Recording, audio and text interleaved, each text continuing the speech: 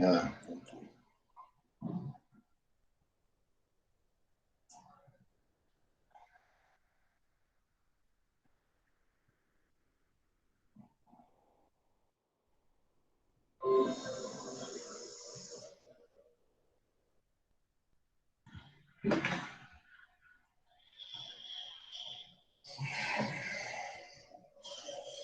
Então vamos aqui começando o segundo mandato agora do governo Fernando Henrique. Na verdade, essa transição, ela já, né, o próprio choque cambial, a desvalorização, se dá no iníciozinho, né, do mandato, em janeiro. E o início do segundo mandato é um início confuso, não é exatamente claro que isso vai acontecer, né? Que esses três elementos, né? Você não pode dizer que o governo sabia que exatamente em 98, ele já sabia que em 99 isso iria ser montado, certo? Quer dizer, né? Enfim, era muito claro de que você precisaria fazer alguma coisa nas contas públicas, você fez, certo? Havia um debate monumental dentro do governo sobre como deveria ser o regime cambial, né? Já havia dentro do próprio governo muita gente que achava que a gente devia ter abandonado esse taxas de câmbio fixas ou fixas do jeito que a gente chamou a atenção, né? Fixas mais o câmbio real, que a gente devia já ter partido por um câmbio flutuante há mais tempo, né? Parte do governo, parte de pessoas ligadas ao partido, né? Do governo, o Serra, por exemplo, pessoas, assim, não do governo, do fim, como eu já disse, né? E o governo tem gente bastante firme na manutenção de um regime de câmbio fixo, como era o caso do Gustavo Franco e de outras pessoas. Então, na saída do câmbio flutuante, tem gente que comemora e tem gente que, vamos dizer assim, uma espécie de viúvas que querem manter alguma coisa, voltar para alguma coisa parecida com alguma ancoragem do câmbio, né? A partir de certo momento fica claro de que não tem muito mais volta, né? Apesar de algumas tentativas de controle, né? Então tem uma dificuldade, as coisas todas vão deixando ficando mais claro, principalmente a partir do momento que o Armínio Fraga assume o Banco Central, né? Acaba definindo essa questão do câmbio flutuante vai pouco a pouco montando o chamado sistema de metas de inflação, né? Então, agora o novo regime macro, certo, vai estar com esses três elementos por trás, certo? Quer dizer, e eu queria comentar um pouquinho cada um deles, certo? Quer dizer, né? Em relação ao superávit primário, né? Ele vai acontecer, né? Ele vai ser, já tinha sido anunciado na própria crise russa, né? E depois ele é constantemente anunciado que isso vai acontecer, que isso vai ocorrer, etc. Né? Que o governo vai fazer o controle, etc.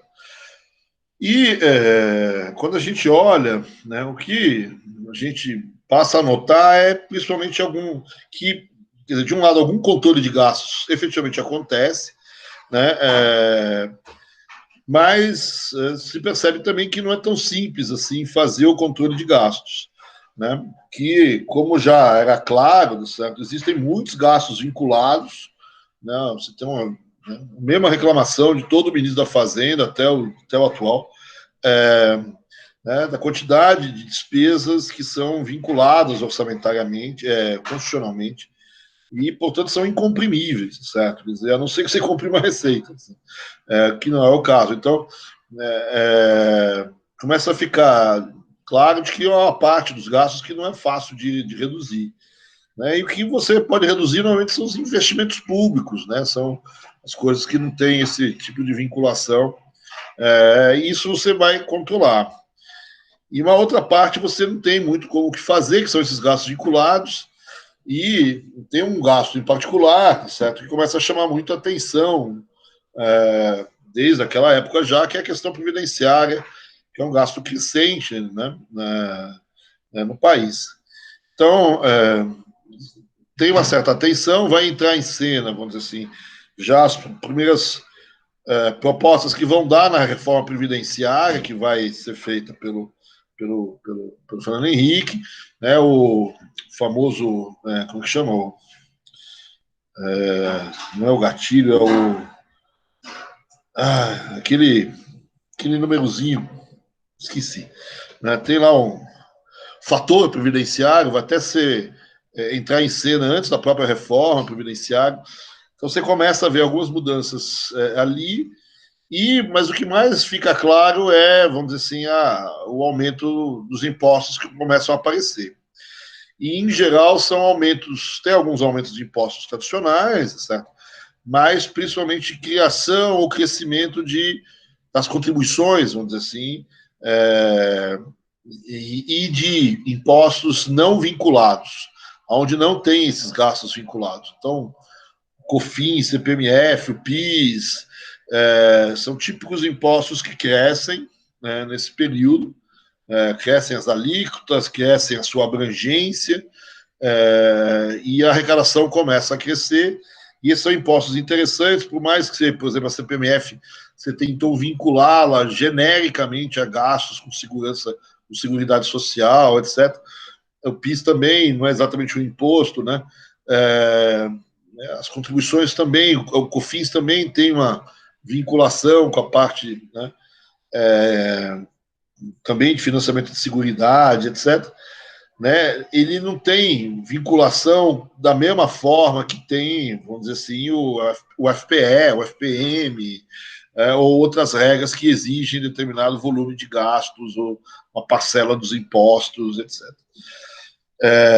Então, pouco a pouco você começa a perceber que essas coisas vão aparecer, né, esse superávit primário já vai aparecer em 89,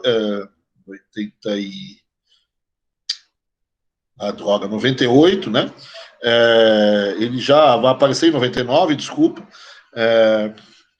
Né, é a partir mais ou menos desse período que você começa a ver uma nova arrancada deixa eu ver se eu tenho aqui, né? Você começa a ver uma arrancada aí das receitas, né, fazendo um novo crescimento, né? Você teve o crescimento da reforma 64, e aqui, vamos dizer assim, se você incluir todo o segundo governo Fernando Henrique e incluir mais os 3 primeiros anos do governo Lula, certo? Quer dizer, você vai poder ver aqui uma forte arrancada que dá quase que 10% do PIB de novo de aumento de arrecadação, né?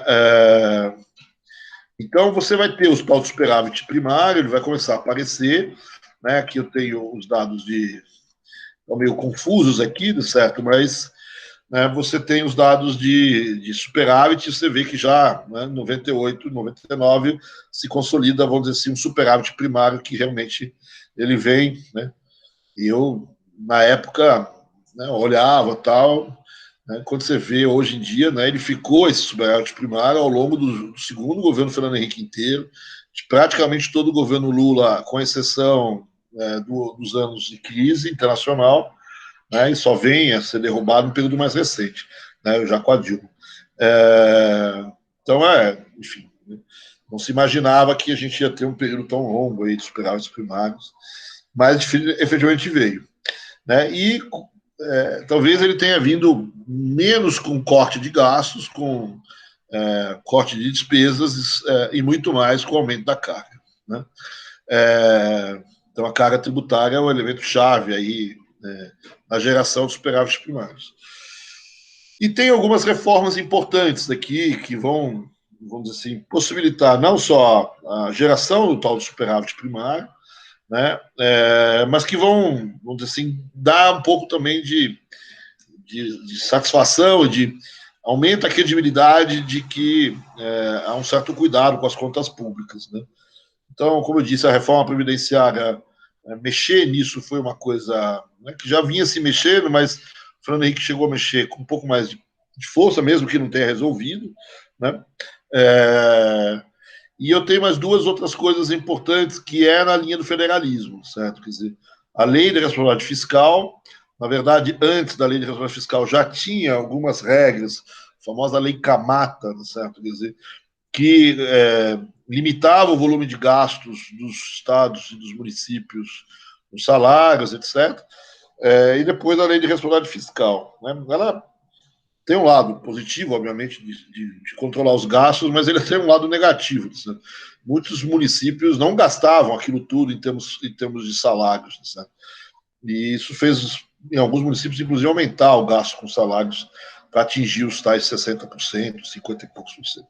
Mas, enfim, a lei é bem vista pelo mercado, pela sociedade, como um certo comprometimento dos governos na questão fiscal, e é um problema importante na mão do Fernando Henrique, que ele já tinha apontado lá do pai, que não adianta nada o governo federal perseguir os superávites primários se os governos estaduais e municipais não, de certa forma, ajudarem ou, ao contrário, atrapalhar. Né?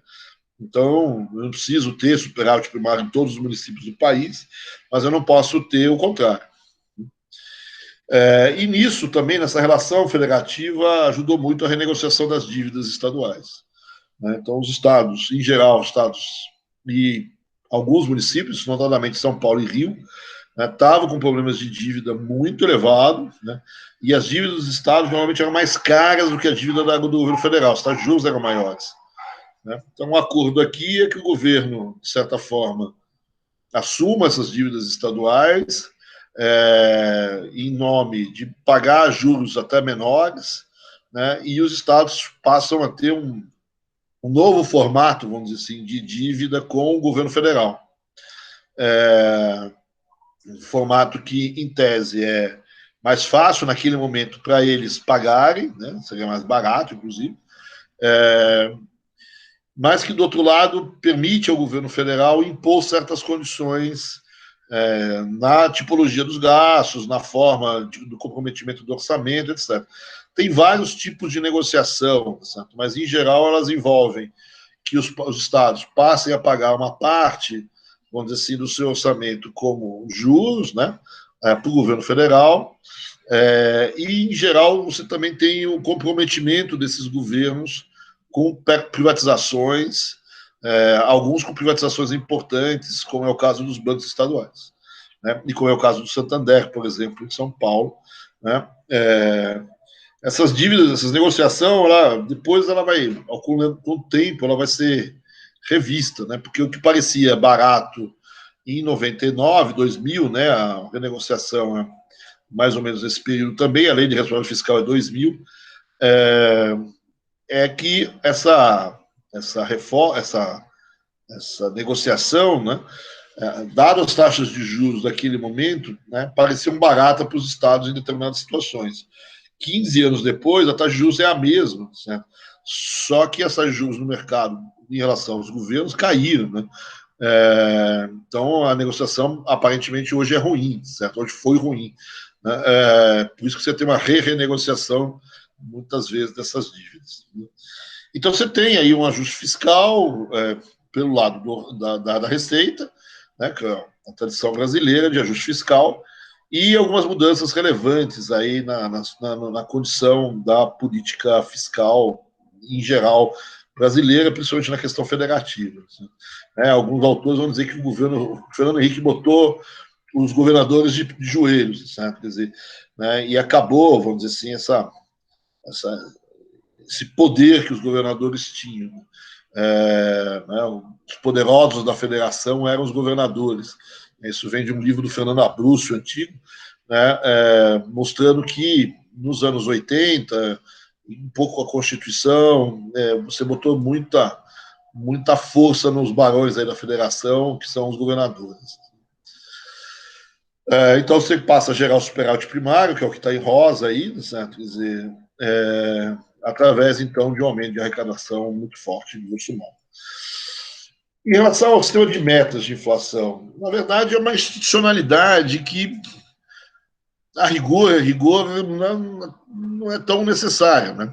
O que ela te dá é uma certa credibilidade de que você vai conduzir a política econômica no sentido de manter a inflação sob controle. Né? Mas, para isso, você monta aí um arcabouço para te dar confiança, para dar confiança ao mercado, né? é um instrumento de confidence building, né, de criação de instituições que aumentam a confiança da sociedade de que o Banco Central vai perseguir a sua meta principal, que é controlar o processo inflacionário. Né? Então, nesse sentido, é o que você tinha à época, né, muito, né, esse sistema de metas de inflação é uma coisa que começou a aparecer não fazia muito tempo, né, e é um pouco a coqueluche do FMI. Né? Vários países asiáticos usavam um pouco esse sistema, né, e o governo, né, achou bastante interessante, porque ele é uma mistura, certo? Quer dizer, de uma discussão de política econômica clássica, né, entre regras e discrição. Né? Você usar um sistema de regras, né, muito duro, talvez como se fosse o da Argentina, ou outros, mesmo regras de agregados monetários e tal, a regra é interessante, né, porque ela dá uma certa credibilidade, né, evita a discricionariedade, que para muita gente era um grande problema, né, e evita, vamos dizer assim, as injunções políticas na condução da política monetária. Mas, por outro lado, a meta, muitas vezes, a regra, ela funciona bem quando nada acontece, tá certo? Quando não tem muita coisa. Agora, quando tem um ataque de marcianos, tá certo? Ou quando tem algum choque do petróleo, alguma crise internacional não esperada, o que você faz, certo? Quer dizer, né, a regra ela pode não ser a melhor saída para aquela crise, certo? Então, nesses momentos de crise, você precisa as pessoas defendem a discricionariedade, né, de você ter ali alguma pessoa que entenda o que tem de diferente nessa crise e haja, certo? Agora, por outro lado, a descrição completa também é ruim, porque ela está muito sujeita, então, a chuvas e trovoadas, às injunções políticas, etc. Aí se acha uma espécie de não sei se é um meio termo, certo? Ou um termo acima, né, que é essa ideia de meta, de um sistema de metas. Né? Você, no fundo, dá a discricionariedade quase que completa ao policymaker, certo? Ao Banco Central, no caso, né? Desde que ele cumpra a meta. Né? Então, ele tem descrição, mas ele tem um objetivo a ser cumprido, uma meta a ser cumprida, e não tem discussão em torno dessa meta. Né? Então, você também não vai fazer qualquer discricionariedade, qualquer política econômica, certo? Né? A sua sujeição aos efeitos externos na tua política, certo? Ela se dá no máximo porque efetivamente aconteceram choques que você tem que controlá-los para evitar que a inflação saia da meta. Né? Agora, se você for se submeter a questões políticas e perder o controle sobre o processo inflacionário, você vai pagar o pato, certo? Então, por isso que eu digo que é uma espécie de um compromisso entre a ideia de regras e a ideia de descrição. Não é regra, certo? Mas existe uma regra, que é a meta da inflação. Não é uma descrição, não é uma regra no sentido de que as políticas econômicas têm que ser sempre as mesmas, né? Te dá um poder discricionário, né? Mas submetido a uma regra básica. Então, isso ganhou muita força, vamos dizer assim, no seio acadêmico, certo? E o FMI gostava muito disso. E foi um pouco o acordo que o novo presidente do banco tem com o FMI, né, quando vai buscar renovar os acordos, né, o FMI sugere, e o Brasil monta um sistema de metas adequado, vamos dizer assim, ao Banco Central brasileiro. Então, você tem uma regra, né, de meta de inflação, anúncio de uma meta de inflação em cima do IPCA, você vai escolher o IPCA como teu indicador. Né? Essa regra é definida, então, pelo Conselho Monetário Nacional, né, que tem, então, ele pode mudar essas regras, etc. Né? Tem algumas pessoas dizem que a meta tem variâncias muito grandes, né? Tem a meta e o desvio e tal, tem algumas críticas, enfim. E, ao mesmo tempo, você pega uma parte do Banco Central e dá uma espécie de autonomia instrumental, operacional a essa parte do Banco Central, que é o que o pessoal chama de sistema Copom dentro do Banco Central. Né? Então, você tem ali né, as reuniões ali do Copom, toda aquela confusão lá, tá certo? Esse grupo vai montar lá o SAMBA, né, que é o sistema de acompanhamento, da economia brasileira por parte do Banco Central, o modelo, né, prevendo inflação, etc. Tem uma discussão sobre os parâmetros desse modelo, que vai ser revisto, não sei o quê. E, no fundo, a partir desse modelo e de uma outra coisa muito importante, que é o sistema, não só o sistema Copom, mas é o sistema Focus, certo? Quer dizer, né, que é a captação de informações do mercado. Então, com base nesse modelo e no que você está vendo do mercado, né, você vai tentar levar a inflação ou as expectativas de inflação para um determinado caminho, manuseando os seus instrumentos de política econômica. Né? E o principal instrumento vai ser a taxa de juros, né? Já com as novas políticas econômicas, políticas, né, de um banco central, né? A ideia é que você tem dificuldade ali em controlar os quantitativos, tal.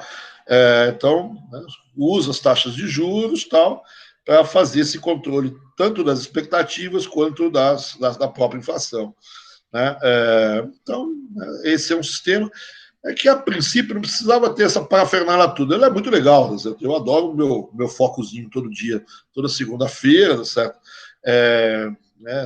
Acho bacana também todos os relatórios, né, as reuniões, enfim, eu acho que o sistema todo é bem, bem interessante, tem uma comunicação com a sociedade bastante clara e deixa bastante evidente que você quer perseguir a meta de inflação, né, dá uma certa confiança que isso vai acontecer.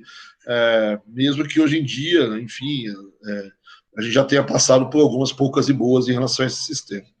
Né? Então, mas a ideia dessa época era um pouco isso, né? Dar uma confiança ao mercado, na sociedade, de que uma certa transparência de que você está conduzindo a política econômica ainda com a meta principal, que é de controlar a inflação. Né? E que ela está comprometida, a autoridade está comprometida com isso. Dado que não tem mais âncora cambial, não tem ainda alguma discussão sobre a questão fiscal, né, é importante você ter esse ganho de confiança nessa história. Você monta e ele funcionou bem, foi bem visto pela sociedade, e, enfim, aos trancos e barrancos, não trancos e barrancos, mas ele foi funcionando bem, né? No próprio governo Fernando Henrique ele foi desrespeitado, vamos dizer assim, né? Os últimos, se a gente olhar as metas de inflação e o desempenho da inflação, a gente vê que a inflação ela vai ter um choque inicial, depois ela volta, ela entra dentro das metas, né, nesse momento inicial, nesses primeiros 2 anos, ela está dentro, ela cumpre as metas, mas você vê que nos últimos 2 anos do governo Fernando Henrique, a inflação volta a sair da meta. Né? Ela sai da meta, o Banco Central tem que se justificar ali, etc. Né? Mas mesmo assim a gente manteve o sistema, o Lula manteve o sistema de metas, né? Teve que ajustar a meta no início, né? Teve que refazer uma meta, né?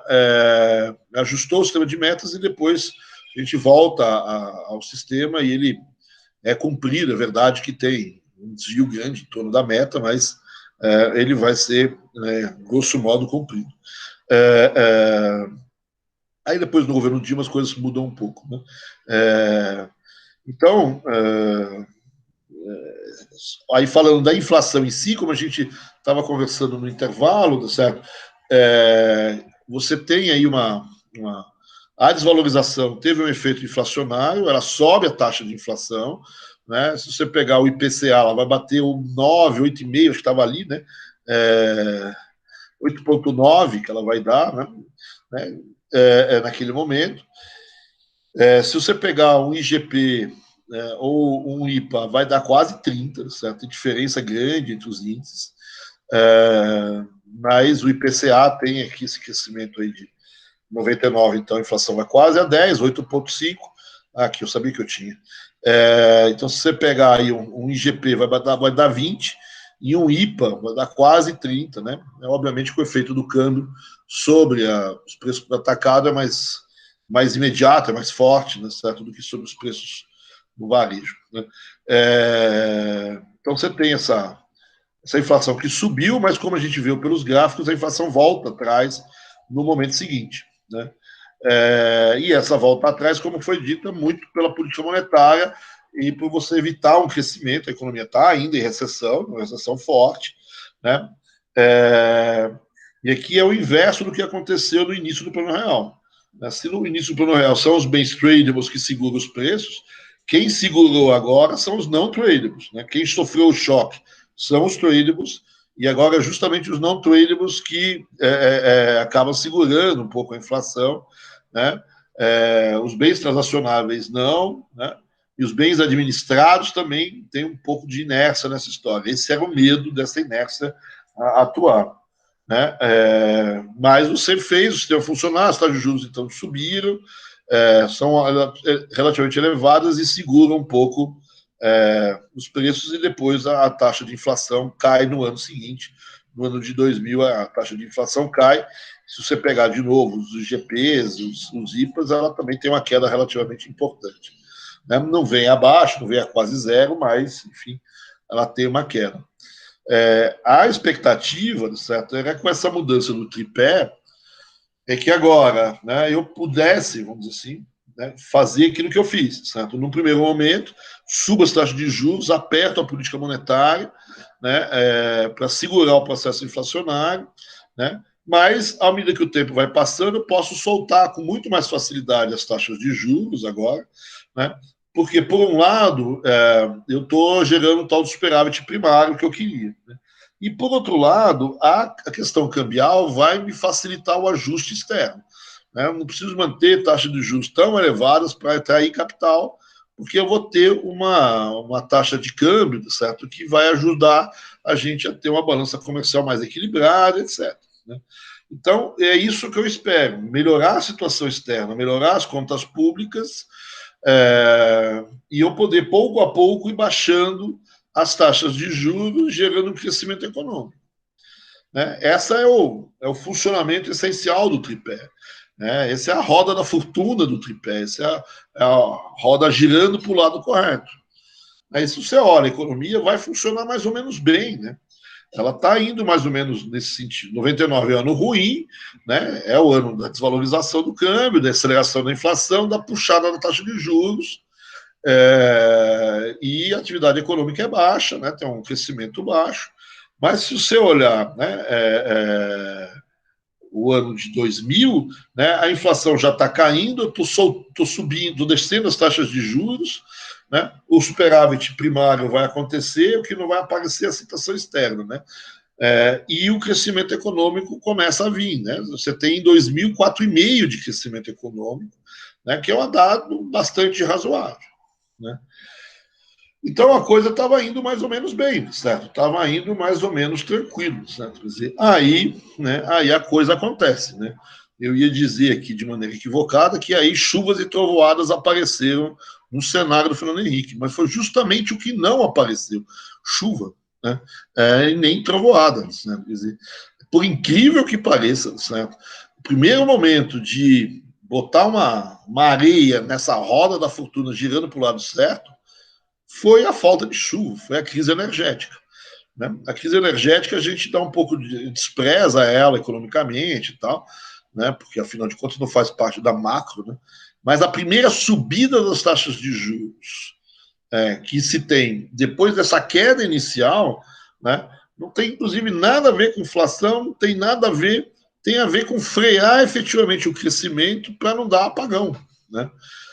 Se você perguntar para o Fernando Henrique o que ele acha do apagão, é melhor você sair de perto depois que você fez a pergunta, porque ele vai querer te matar. Né? Para ele é uma coisa que ele não admite, como pôde acontecer isso no governo dele. Certo? Quer dizer, é uma surpresa, segundo ele não estava esperando, né? E que, né, ele percebe que tem um erro do próprio governo, certo? Quer dizer, não é só a falta de chuva, o azar que ele dá, né? O Fernando Henrique não chove o tempo todo, né? O Lula entra no primeiro dia, ele levanta as mãos para o céu e desaba um temporal e enche todas as represas, o coitado Fernando Henrique não, mas tinha problemas graves, certo? De, por exemplo, linhas de transmissão que poderiam ter evitado esse tipo de questão. Então, a crise energética vai anteceder, vamos dizer assim, problemas de um ano muito ruim, que é 2001, e vai começar a subir as taxas de juros. Né? O que é esse ano ruim, certo? É o ano dos ataques terroristas, né, às Torres Gêmeas, que tem um efeito macroeconômico não muito grande, mas tem um efeito econômico ruim numa situação que você já esperava ter resolvido naquele momento, naquele momento. O que era? Né? que não aconteceu nesse tripé aí, certo? Quer dizer, é a questão externa. Imaginava-se que com a desvalorização do câmbio, o Brasil revertesse o déficit comercial. Ele vai reverter, sim, o déficit comercial, mas um superávit comercial mais pesado, o Fernando Henrique só vai ter no seu último ano, né? E esperava isso mais cedo, né? Vai inverter, né? As importações, as exportações vão começar a crescer mais do que as importações, né? Vai inverter o ritmo, né? Mas essa inversão vai ser muito lenta. É fácil destruir comércio e é difícil construir comércio. Certo? Quer dizer, então, o efeito do câmbio sobre exportação existe, mas, pelo jeito, é muito mais lento do que a gente imaginava, ou que alguns imaginavam. Então, a situação externa ela demora a aparecer. Vai aparecer, mas, como eu disse, no último ano. Se você olhar os dados externos, isso vai acontecer. E esse ataque das torres gêmeas não tem um grande efeito no mercado financeiro. Tem algum efeito, mas é mais de curto prazo, no dia tal. No mercado financeiro ele se recupera com alguma força, mas tem um efeito muito ruim sobre o comércio internacional, no sentido de travar o comércio, de aumentar custo de seguro, de aumentar custo de transporte, de os despachos aduaneiros começarem a ficar infernais. Mais ou menos parecido com nós mesmos. A gente ia viajar logo depois dos ataques, certo? Você passava horas e horas nas filas para passar nas aduanas, etc. E os produtos também, certo? Então deu uma travada no comércio nacional, mas botou muita areia, vamos dizer assim, nessas engrenagens do comércio nacional e ajudou o comércio brasileiro a não evoluir rapidamente, vamos dizer assim, não tão rapidamente quanto o governo queria. Né? E tem a crise argentina, essa sim é um pouco mais pesada, né? Essa sim é parecida com as outras crises anteriores ao do Brasil, né? Aquela ideia de fuga de capitais, etc., tudo vai aparecer com a crise argentina. Né? Então, essas crises todas vão botar um freio na economia brasileira. Nessa crise argentina, certo, que o governo, o que vai acontecer é que você tem, então, uma saída de capital de novo, né, em função da crise internacional, você tem uma saída de capital, isso vai, já que o câmbio é flutuante agora, vai desvalorizar o câmbio, né, e essa desvalorização de câmbio pressiona novamente a inflação, né? E aqui eu tenho que, né, então você vê aqui a taxa de câmbio, ela tinha subido de maneira forte em 99, e aí ela cai um pouquinho, aí ela tem essas oscilações, né? E a partir do ano de 2000, 2001, você começa essa subida mais forte, que tem até um soluço ali no meio do caminho, mas essa subida que vai aí dos vamos dizer assim, R$ 2 por dólar, até quase os 4 aí, certo? Que vai com um pequeno gargalozinho na passagem de 2001 para 2002. Que vai bater, então, quase os 4. Então, você está no início dessa subida aqui, certo? Que vai, então, provocar que vai repressionar a inflação nessa história. Então, a inflação que tinha voltado a cair, ela volta a acelerar em função desse choque cambial. Eu tenho uma discussão ainda com os preços administrados, né? Ou seja, a indexação ela não desapareceu incompleto, né? Então a inflação do passado ela volta para o futuro, né? Então eu tenho alguns problemas de alguma indexação, né? Existe uma certa crítica ao governo de que tinha que ter apertado mais forte a política monetária, mas vai existir principalmente a ideia, vamos dizer assim, que o governo fez uma política monetária apertada, né? Alguns vão dizer que tinha que ter pressionado ainda mais essa política monetária, mas começa a aparecer uma outra hipótese, né? De que essa subida das taxas de juros, elas levaram, vamos dizer assim, a economia que estava crescendo, então, a parar de crescer. Como eu disse, essa parada de crescimento já tinha começado com o choque energético, né? O lado externo não aparece de maneira forte a dar um pouco de solução, o dinheiro começa a sair fora, desvaloriza o câmbio, sobe de novo as taxas de juros, a recessão vem maior, e aí o que começa a aparecer é o diabo da tal da relação dívida-PIB, certo? De que esse efeito da subida dos juros, se por um lado ele pode conter o processo inflacionário, certo? Quer dizer, pode tentar reverter a saída de capitais, né? Por outro lado, ele não só aprofunda a recessão, certo? Ele leva a uma recessão, como leva uma pressão sobre a dívida, né? Então, essa dívida pública brasileira, tanto a externa como a interna, ela volta a estar muito pressionada, certo? Quer dizer, né, ela tinha crescido lá até 98, de 99 e 2000 ela ficou estável e agora ela vai voltar a subir, né? Porque, na verdade, o que você tem é que você tem um impacto do câmbio sobre a dívida externa, do câmbio ainda sobre a dívida interna, porque muito da dívida interna ainda está cambial, né? O impacto, até um pouco da aceleração inflacionária também sobre a dívida interna nos componentes que estão ligados à inflação, à correção monetária, né? E muito título ligado à TR, muito título ligado à taxa de juros, e o tamanho do déficit agora, com o aumento das taxas de juros, o déficit nominal aumenta, né? Então você tem uma recessão que dificulta o teu superávit primário, né? O aumento das taxas de juros que aumenta o teu déficit nominal, né? E que pressiona a sua dívida, que está pressionada já pelo câmbio, né?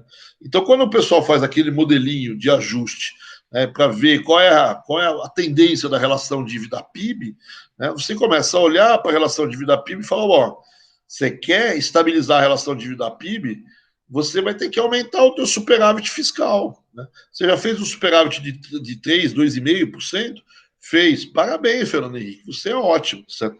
Só que agora, com essa nova taxa de juros, com esse novo câmbio, né, e com essa nova pressão inflacionária, se eu quiser estabilizar a relação dívida-PIB, eu não preciso mais de 2,5%, eu preciso de 4%, né, de 3,5% de superávit. Então você começa a ter um problema, volta a aparecer um problema de credibilidade na política.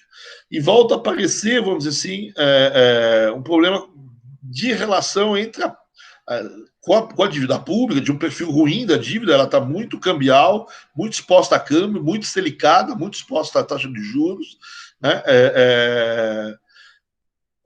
E ainda tem um pedaço que está exposta a índices de preço, certo? Quer dizer, então, para várias pessoas, né, você tem aqui esse aumento da dívida aqui nesse período final, né? O que vai aparecer também é a hipótese chamada hipótese da dominância fiscal, né? A ideia de que a relação das taxas de juros para quando tem inflação, elas deterioram a situação fiscal, porque aumenta o déficit nominal, né? Ampliam o risco da dívida pública, né?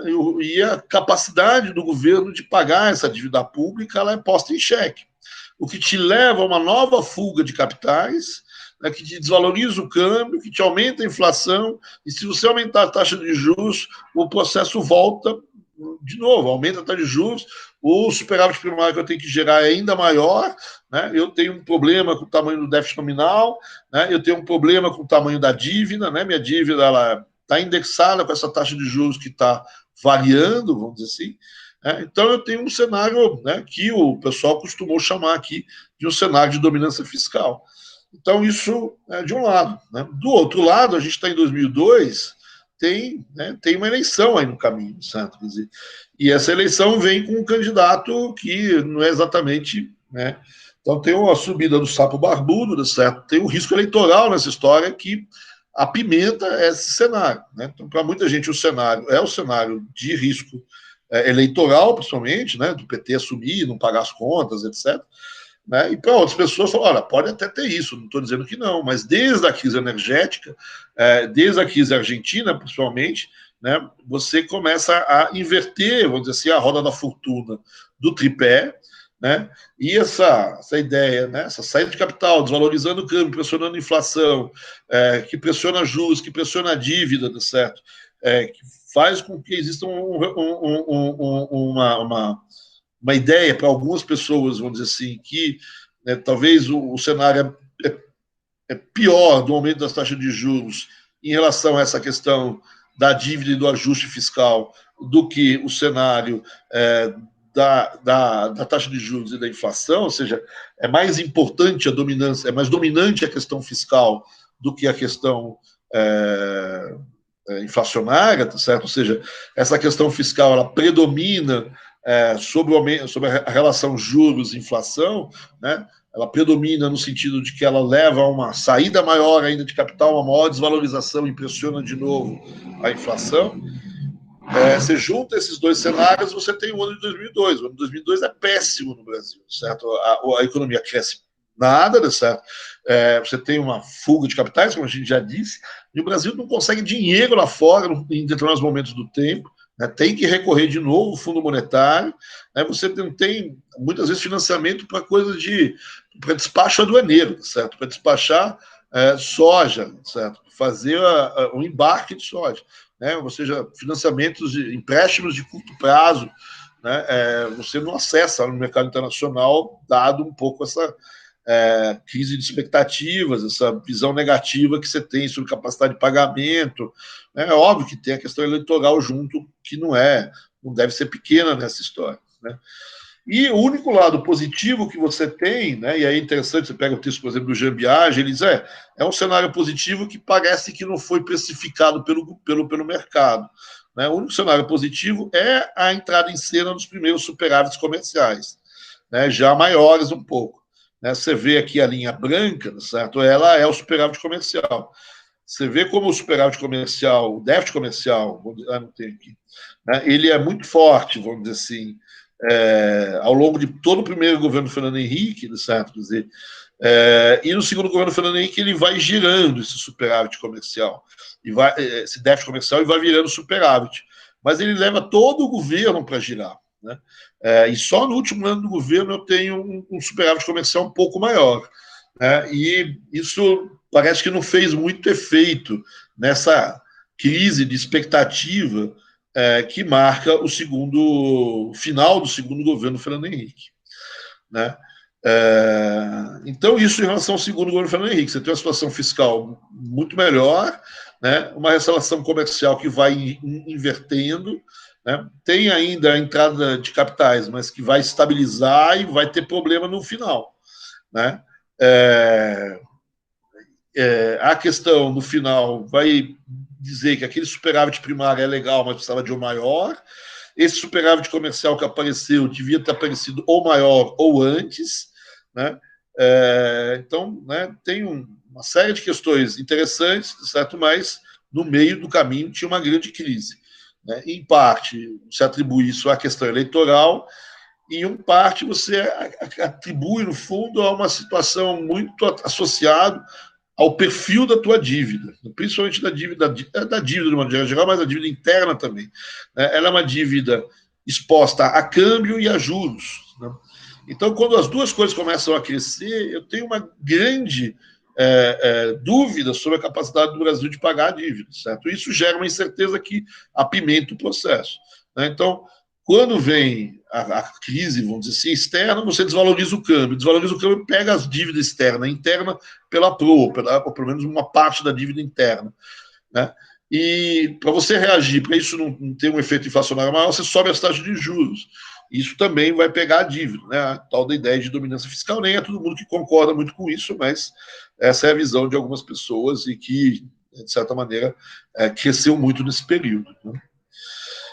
Então, esse é o final do governo Fernando Henrique. Eu não vou aqui entrar nas questões, certo? Seria melhor já entrar no governo Lula, certo? Quer dizer, para a gente começar pelo menos falar um pouco da primeira, principalmente da primeira fase do governo Lula, que eu queria tocar aqui no início. Né? Então, ao mesmo tempo que você tem essa deterioração do quadro do governo Fernando Henrique, talvez até por conta, você tem a reascensão, vamos dizer assim, do Lula quanto candidato a presidente. Né? Vamos lembrar de uma coisa, que o Lula já tinha perdido 3 eleições, e 2 foram bem duras, né? Foram 2 no primeiro turno, meio acachapantes, certo? A primeira não, é pau a pau, né? Disputou no Photoshop ali, certo? Quer dizer, né? Então, de certa forma, principalmente com as 2 derrotas anteriores, o Lula aprendeu, certo? Quer dizer, o Lula, o PT, de que não dava mais para o partido tentar ganhar as eleições, tentando convencer as pessoas de um certo conjunto ideológico, né? Então há um projeto, há uma mudança estratégica e uma mudança, não sei se ideológica, certo? Mas, né, tem o objetivo de ganhar a eleição e de se reposicionar politicamente um pouco. Então, você vai ver os discursos, os panfletos, etc., vão sumir todas aquelas partes de socialismo, até de auditoria da dívida externa, que era muito clássico, né?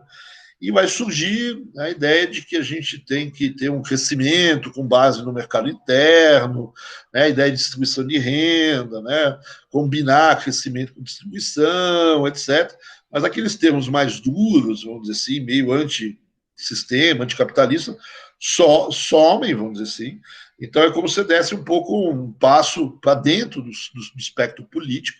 Né? No fundo, se você lembra a teoria do eleitor mediano, né, você não tem ninguém à tua esquerda forte, né? Então você dá 2 passos para o centro, certo? Tentar engolir esse eleitor mediano, é isso que você vai tentar fazer aqui.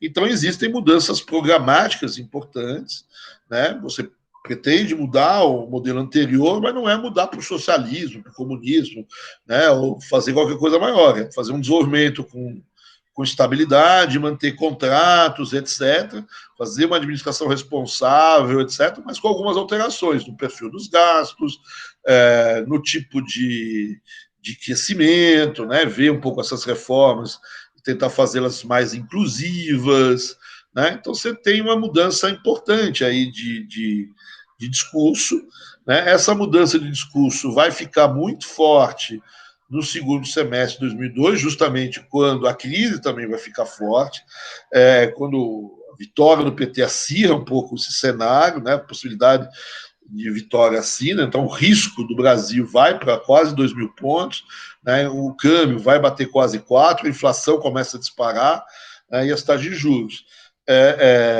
Então, aqui você começa a tentar, né, o Lula, paz e amor, começa a aparecer aqui, né? Então você tem o grande, né, que todo mundo fala, da chamada Carta ao Povo, né, que mostra essas mudanças do ideário do PT, né, e a ideia de que você vai ter uma administração responsável, etc. Isso é muito difundido, certo? Mas ali na Avenida Paulista, aí, nos segundos andares, né, nos andares mais altos dos prédios, talvez a carta, o instrumento mais importante foi a nota que o PT soltou sobre o acordo com o FMI, né, no meio dessa crise. Fernando Henrique é obrigado a fazer um acordo com o Fundo Monetário, ou refazer um acordo, e o PT ele respalda esse acordo. Ele diz que assinaria embaixo, que daria dar sustentação ao acordo. Né? Então, talvez para o mercado, principalmente o mercado financeiro, essa nota sobre o acordo do FMI é muito sintomática. Né? Porque não é o estilo de nota política. Né? Carta ao Povo você pode ler politicamente, certo? A nota, obviamente, também é uma nota política, certo? Mas, né, é uma mudança muito grande do PT, certo? Então, ele não iria fazer isso e depois descumprir, seria muito difícil, né? Então, isso começa a convencer uma parte da sociedade de que talvez efetivamente tenha uma mudança de fato acontecendo, né? E aí a gente, enfim, não vou entrar muito nas discussões, certo? Mas tem a vitória, então, do PT, do Lula, né? E vai aparecer o primeiro momento do governo Lula, certo? Quer dizer, e esse primeiro momento do governo Lula, a gente costuma chamar, né, várias pessoas, de um grande choque de credibilidade. Esse choque de credibilidade já vem nesse momento eleitoral, com essa mudança, vamos dizer assim, de discurso, né, com essa mudança de programa, vem com essas declarações oficiais, vem muito com essa declaração em relação ao FMI, certo? Quer dizer, né? Quando depois da eleição, entre a eleição e a posse, certo? E mesmo nos primeiros meses, né? Nos primeiros 2 meses depois da posse, né? Aqui eu tenho talvez o maior choque de credibilidade que a gente já viu no país, né? Então, de convencer a sociedade de que efetivamente você não vai fazer, né, uma grande alteração, né, o que deixa uma parte do PT fulo da vida, certo? Quer dizer, mas você vai tentar convencer o mercado de que se teve um efeito Lula naquele ano de 2002, esse efeito não caberia, certo? Quer dizer, né? Então, o que você tem aqui? Primeira, a própria indicação do Palocci, ministro da Fazenda, certo? Quer dizer, mesmo o ministro anterior, que estava mais cotado, que era o antigo prefeito de Santo André, né? Esqueci o nome dele, putz, era um grande colega. Enfim, né, que estava um pouco à frente dessas negociações. Depois o Palocci assume. O Palocci é aqui de Ribeirão Preto, era um prefeito que ninguém conhecia, certo? Um pouco o PT, algumas pessoas. Mais um daqueles prefeitos do PT que tinham até uma boa visibilidade naquela época, né, sobre prefeitos que fizeram condições de prefeituras relativamente boas, principalmente a primeira gestão, né, do Palocci, em termos fiscais, etc. O Palocci chegou a privatizar aqui o setor de saneamento básico. Então, o mercado via o Palocci, conhecia, até sabe quem é, não tem muita referência, mas normalmente algumas empresas vão dizer, olha, o cara, se pudesse, privatizava até as calçadas lá em Ribeirão, certo? Não é bem verdade, mas privatizou saneamento, fez o término da privatização da CETERP, que é uma companhia de telefone, etc. Né? E aí o Palocci ele assume, certo? Quer dizer, então é um cara que tem uma grande vantagem em relação a todos os outros petistas que podem ser mais economistas do que ele. Né? Ele é médico sanitarista. O Palocci nunca falou nada de Banco Central, de dívida externa. Né? Ele pode ter falado de economia, certo? Nesses momentos mais recentes, certo? E de coisas de prefeitura, certo? Mas ele, né? Qual vai ser a gestão do Banco Central do Palocci? O que o Palocci falou no passado sobre dívida pública, dívida externa? Enquanto isso, se você pegar qualquer um outro do PT, falou muito de coisa. A Conceição, certo? O próprio Mercadante, etc. Temos que acabar com essa dívida externa, fora FMI, etc. Então, o Palocci ninguém conhece muito bem ele, não tem passado que o condene muito nesse sentido. Né? Tem uma prefeitura de Ribeirão, os podres dele ainda não apareceram, né? Enfim. E aí ele vai nomear a equipe. Né? A primeira, maior de todas as surpresas desse choque de credibilidade é botar o Meirelles, certo? Quer dizer, o Meirelles é da oposição, ele é candidato da oposição, vamos dizer assim, nas eleições, certo? E ele é dono, enfim, ligar no sistema financeiro internacional, e você põe o cara para presidir o Banco Central. Você quer um choque de credibilidade maior do que esse? A maior parte dos amigos que eu tinha petistas se reviraram no túmulo nessa história, certo? Quer dizer, aí você pega o resto da equipe, certo? Quer dizer, quem que você pega? Você pega o Rachid para ser o secretário do Tesouro. Quem é o Rachid? Né? O Rachid é o vice do antigo secretário do Tesouro. Era o segundo homem do cara, né? O cara, esqueci o nome dele, o Everardo Maciel. Né? Aí você pega o segundo dele, o que ele está dizendo, o Palocci, quando ele põe esse cara lá? Ele diz, nós vamos continuar arrecadando do mesmo jeito que a gente estava arrecadando. Vamos continuar fazendo esse aumento das receitas tarifárias, das receitas de impostos. Não vamos mudar nada nessa parte fiscal. Né? E aí, quem que ele chama para a Secretaria do Tesouro Nacional? O Levi, na época. O Levi já trabalhava com o Fernando Henrique, ele era um secretário do Ministério do Planejamento, certo? E todo mundo conhece o Levi na Esplanada. É aquele homem que é típico para o Banco Central, para o Tesouro Nacional. Porque um cara no Tesouro Nacional só pode saber, tem que ter um linguajar muito curto, só sabe falar não. Ele não pode ter muito mais palavras no seu léxico, certo? Quer dizer, é um cara mau, certo? É um cara que fala não, certo? Fala não para o ministro da Saúde, certo? Fala não para o ministro da Educação, precisa ter coragem para falar não para esses caras, certo? Quer dizer, então você monta uma equipe dura, certo? Você chama o Marcos Lisboa para ser secretário de Política Econômica. Quem é Marcos Lisboa? Né? Hoje todo mundo sabe quem é, certo? Quer dizer, mas na época ninguém sabia, né? Era um professor, etc. Mas ele tinha uma coisa na mão dele. Ele tinha sido responsável, junto a um monte dessas outras eu sempre digo, são as ONGs dos bancos, né? Então, o Instituto Unibanco, Itaú Social, vários desses outros órgãos aí, certo? Criaram uma agenda, certo? Quer dizer, que ficou conhecido como agenda perdida. Essa agenda perdida, ela conjuga mini reformas, vamos dizer assim, com políticas sociais focalizadas. É isso que é a agenda perdida. E ele montou essa agenda perdida e durante as eleições ele foi vender essa agenda perdida para os candidatos. Ninguém pegou muito essa agenda perdida, né? O Ciro Gomes talvez tenha pego no final, etc.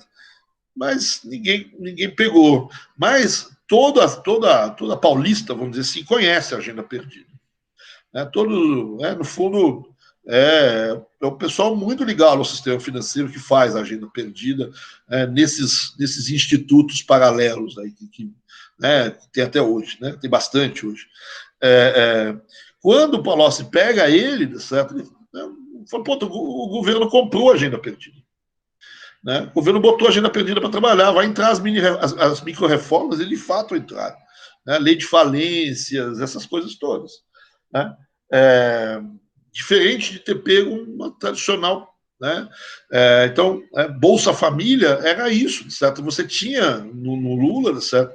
A ideia com o Graziano de fazer um enorme projeto de redistribuição de renda, com doações, que era como chamava na época, eu esqueci o nome, mas megalomaníaco, muito ligado a comprar alimentos, etc.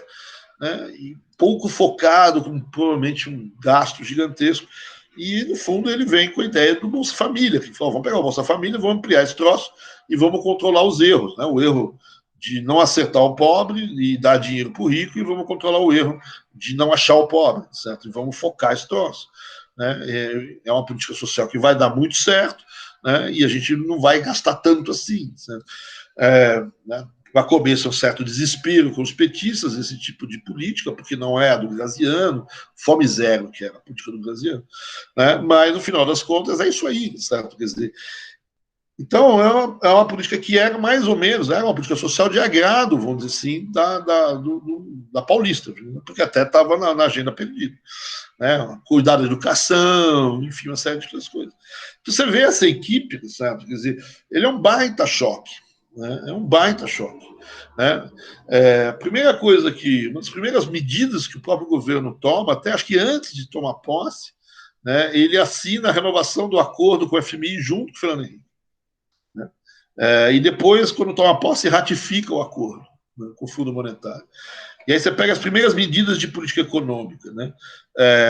Primeira reunião do Copom, a taxa de juros sobe. Né? Depois estabiliza. Né? Só depois que vai cair. Né? Então tem um período ainda de crescimento das taxas de juros. Né? Você pega a primeira medida, a primeira LDO, né? Lei de Diretrizes Orçamentárias, você vê o aumento do superávit, né? Ainda não está aprovado, porque é uma lei de diretrizes, você não sabe se vai acontecer. Mas você vê que ele está projetando para o ano seguinte um superávit fiscal de 3,5, 3,75, não lembro mais.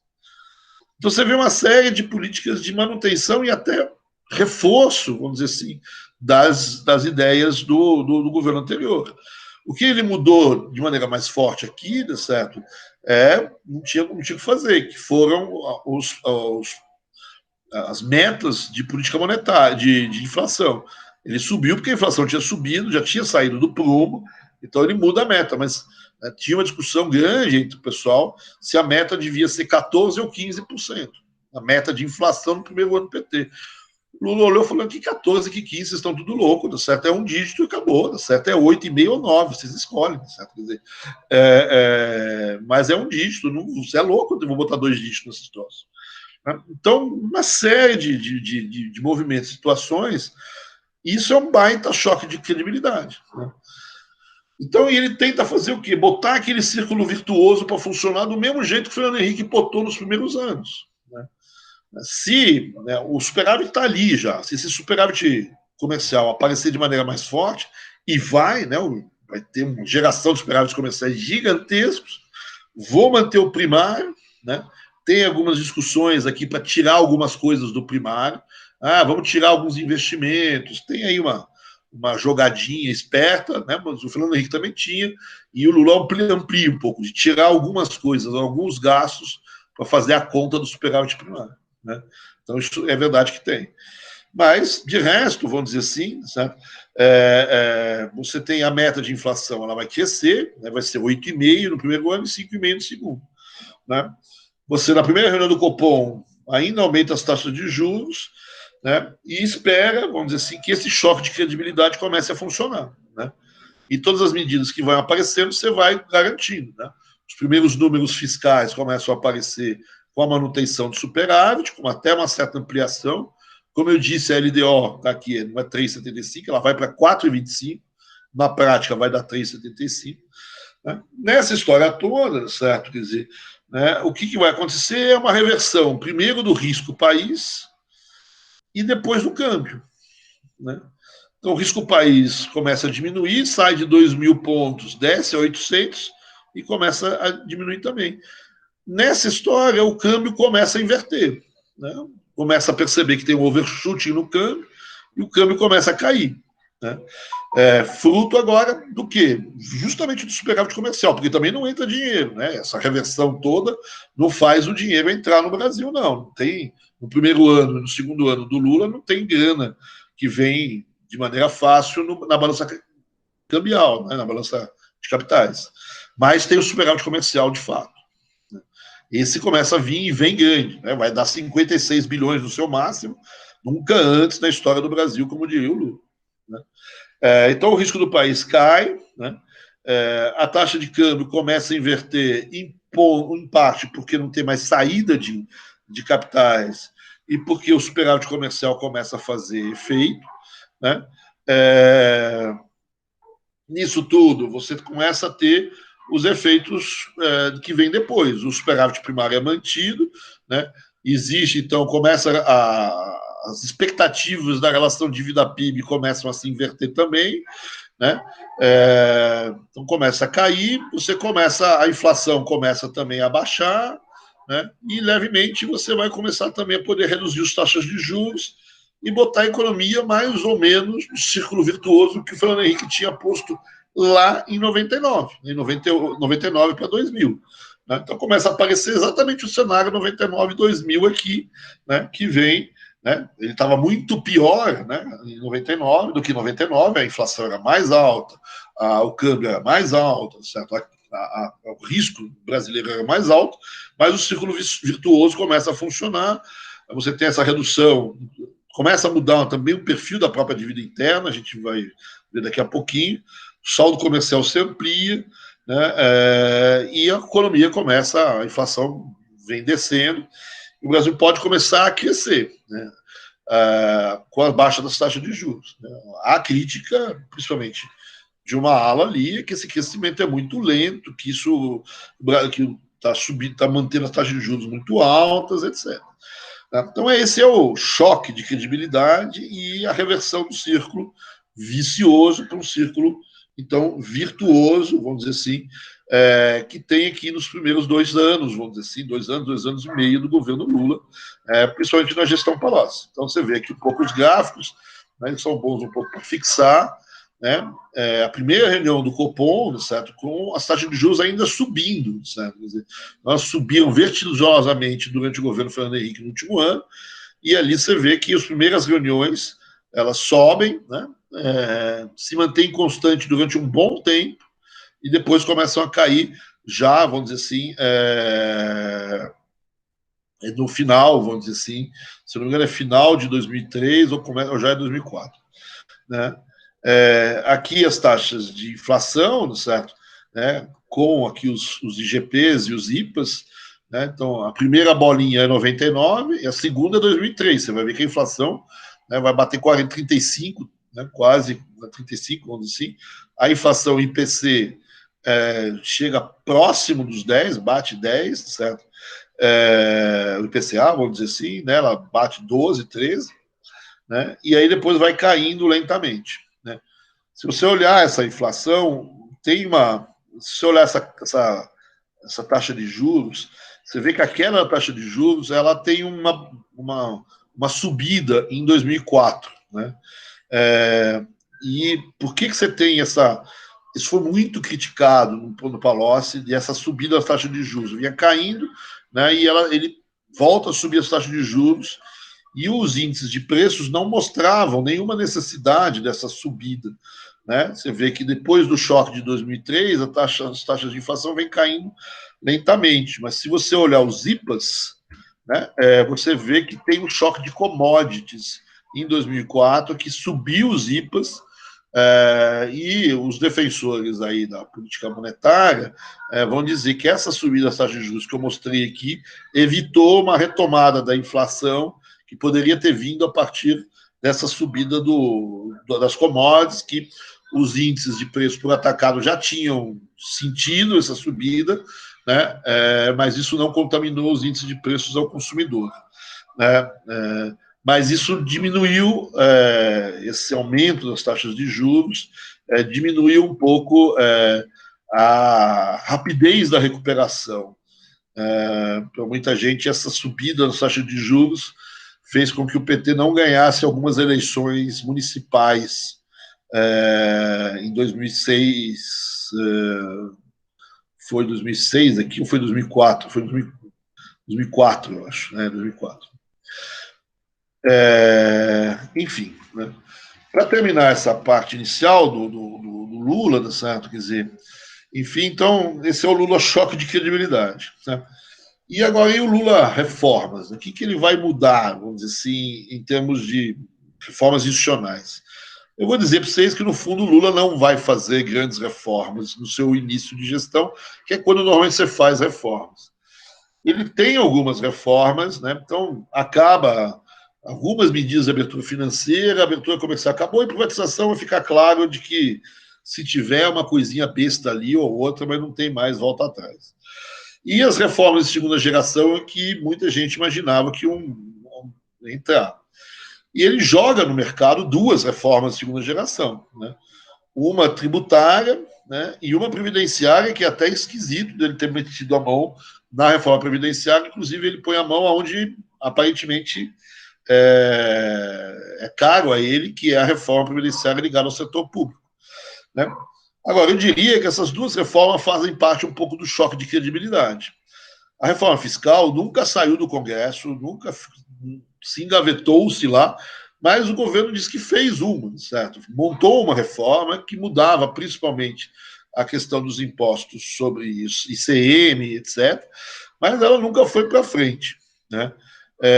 Enquanto isso, do ponto de vista fiscal, o governo continuou fazendo algumas coisas como fazia antes, né? Ele montou a DRU, a desvinculação das receitas da União, como o Fernando Henrique tinha feito, né? Ele mantém a CPMF nesse período, e tem uma mudança importante no COFINS, né? No PIS/COFINS, o aumento de alíquota, transforma isso em parte em valor adicionado e dá um bico na alíquota, então aumenta a arrecadação. Eu me lembro do Palocci falando que nunca viu tanta arrecadação junta, certo?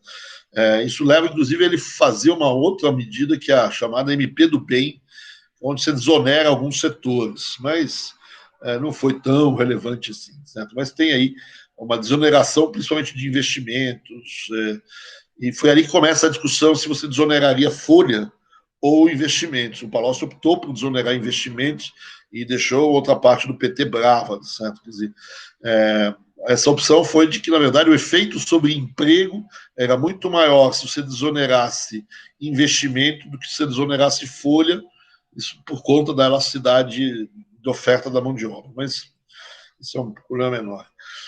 E ele manda a reforma previdenciária, que até acabou sendo aprovada, tal, mas ficou anos para ser re-regulamentada, certo? Ou regulamentada, na verdade. Então, ela é meio abandonada. Mas essas duas reformas fazem parte desse choque de credibilidade, né, de ganhar credibilidade, falar, olha, estou fazendo.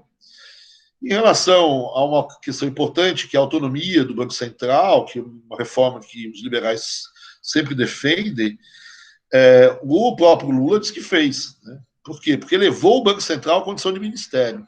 Né? E manteve a autonomia operacional do Copom, né, e botou o ministro da Fazenda, certo, em pé de igualdade com o ministro do Banco Central, do ponto de vista da esplanada, certo? Enfim, né, resta as pessoas avaliarem. Fora isso, vamos dizer assim, você não tem muito mais coisas, certo? Então, essas reformas não são muito fortes. O que tem é um conjunto de micro-reformas, certo? De reformas talvez menos fortes, que estão muito ligadas ao sistema financeiro. Né? A lei de falências, a instituição da alienação fiduciária, né, para crédito habitacional, a ampliação do crédito consignado, né? Essas regras todas, assim, elas, no fundo, são reformas do sistema financeiro que permite a ampliação do crédito e dá uma certa confiança, um certo respaldo ao sistema bancário. Né? A lei de falência ela é favorável ao sistema bancário. Né? A lei de alienação fiduciária também é favorável. Então, o governo está imaginando que os bancos vão ampliar um pouco a sua alavancagem, dado que tem mais segurança em relação a determinados tipos de garantias que lhes são dadas, certo? Quer dizer, e essas regras permitem, vamos dizer assim, diminuir talvez um pouco, a ideia era diminuir um pouco talvez o prêmio de risco, né, baixar as taxas de juros, principalmente os spreads das taxas de juros. É isso que eu queria, que vai ser uma parte importante do governo, certo? Quer dizer, a ampliação do crédito, principalmente ao crédito a pessoas mais o crédito de uma maneira geral e a população mais carente, não exatamente mais carente, mas assim, a classe média baixa, vamos dizer assim, ampliar certas linhas de crédito vai ser importante. Então, eu não tenho muitas reformas, certo? Quer dizer, né, as mais importantes, as que vêm efetivamente, são as chamadas micro-reformas, e que muitas delas estão ligadas a uma coisa que a gente vai ver na próxima aula, que marca o governo Lula, que é a ampliação do crédito. Né? Então, você tem uma ampliação de crédito lá no Milagre, e agora o chamado milagrinho, né, o crescimento econômico que vai ter durante o governo Lula, depois dessa fase inicial mais reformista, mais de choque de credibilidade, de enfrentar a crise que você estava tendo, né, vai ser marcado pela ascensão do crédito. E para essa ascensão do crédito, essas chamadas micro-reformas são importantes. Mas, de resto, vamos dizer assim, aquela agenda das reformas liberais, ela vamos dizer assim, de certa maneira, parada, né? Não vai ser, não volta atrás, vamos dizer assim, mas também não vai para frente. Né? Então, não tem muitas reformas. Né? O que vai mudar são os passivos, né? E o tipo de gasto. Então, vamos deixar isso para a próxima aula, mas né, as grandes mudanças que o Lula vai fazer é acabar com o passivo externo, não é ele que vai fazer, isso vai acontecer, né? Ganhar reservas, etc. Na questão, então, vai resolver o problema da dívida externa, no problema da dívida interna, vamos dizer assim, e isso muito em função do cenário externo muito positivo, e o dívida interna aí é um trabalho mais próprio, talvez não tenha uma mudança no tamanho da dívida, mas tem uma mudança muito grande na composição da dívida. Essa dívida muito selicada e muito exposta a câmbio, esse é o grande trabalho da Secretaria do Tesouro, desse pessoal, de mudar o perfil dessa dívida interna. Né? No final, vamos dizer assim, na crise de 2008, eu praticamente não tenho nenhuma dívida interna associada a câmbio. Né? E eu não tenho eu tenho um volume de dívida selicada muito menor. Eu tenho muito mais uma dívida pré-fixada.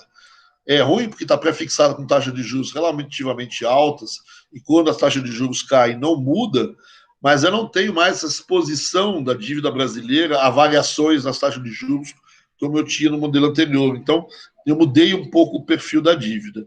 E o que vai mudar também são os gastos. Né? O tipo de gasto vai mudar. Né? Apesar de algumas pessoas dizerem que tem um aumento de gasto com o pessoal, não, os números não comprovam isso, certo? Continua um crescimento de gastos, mas em linha, vamos dizer assim, com aquilo que já crescia e com o crescimento dos gastos, com o crescimento do PIB, mais ou menos. Né? O que vai ter uma ampliação das transferências, né?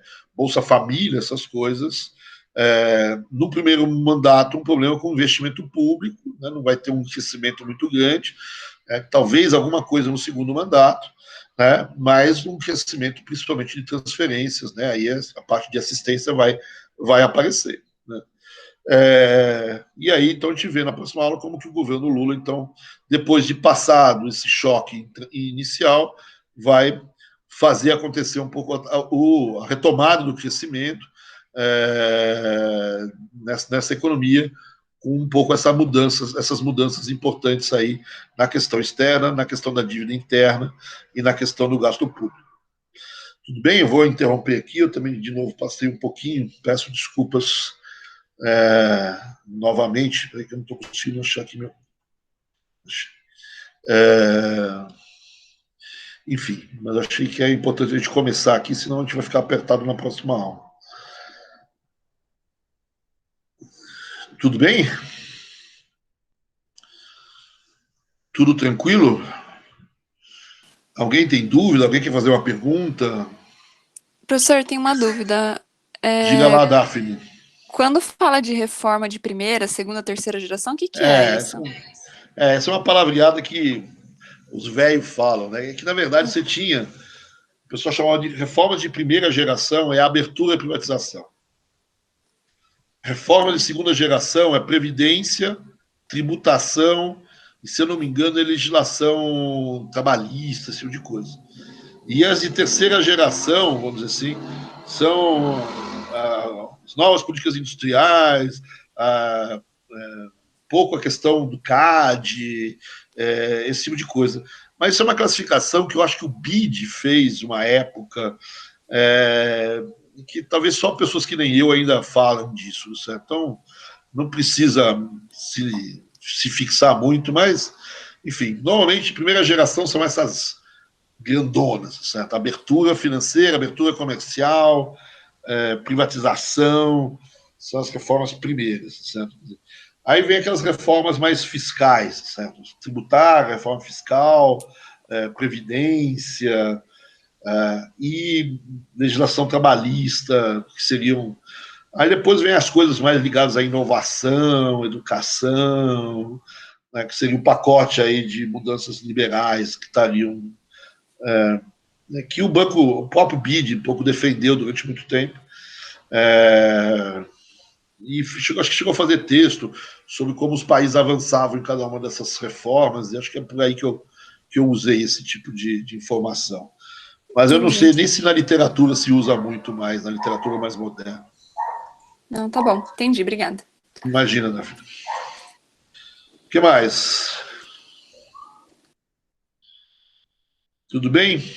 Então eu vejo vocês na sexta, e a gente encerra aí na sexta com o final aí do governo Lula, e falar um pouco também do governo Dilma. Acho que dá para a gente encerrar semana que vem. Na sexta-feira a gente encerra aí tudo o curso.